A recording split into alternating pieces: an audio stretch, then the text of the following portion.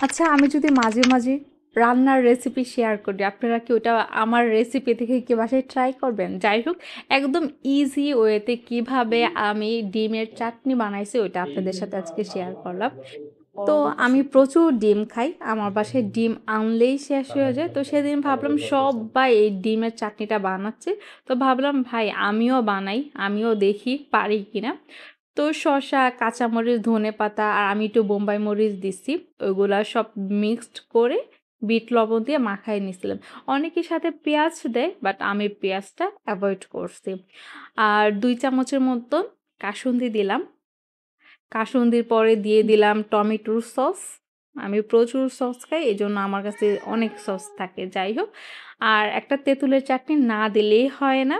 এই ডিমের চাটনিটা বানাতে হলে অবশ্যই এই তেঁতুলের চাটনিটা লাগবেই লাগবে। তো কালারটা কত কিউট আসছে না? সাথে না গোলমরিচ দিছি, কারণ একটু ফ্লেভার তো আসতেই হবে। ফ্লেভার ছাড়া তো ভাল লাগবে না। তো কালারটা অনেক ভালো লাগছিল আমার।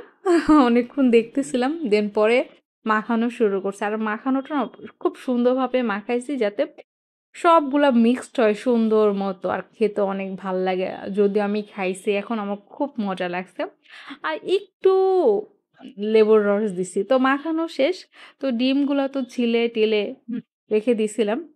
তো বানাচ্ছিলাম আর আমি খাচ্ছিলাম। ভাই এত মজা হইছে। যাই হোক, আপনারা চাইলে বাসায় বানাতে পারেন। ডিম সিদ্ধটা মাঝখান দিয়ে ছুরি দিয়ে কেটে ২ ভাগ করার পরে চাটনিটা ভিতরে ঢুকাই দিবেন আর গোপ, গোপ করে খেয়ে ফেলবেন। তো আমার এই ডিমের চাটনিটা কার কেমন লাগছে বাসায় বানাবেন অবশ্যই, আর আমাকে জানাবেন যে কেমন হইছে। আজকে এই পর্যন্তই। আর অবশ্যই আমাকে জানাবেন আপনারা বানালে, হ্যাঁ? আল্লাহ হাফেজ।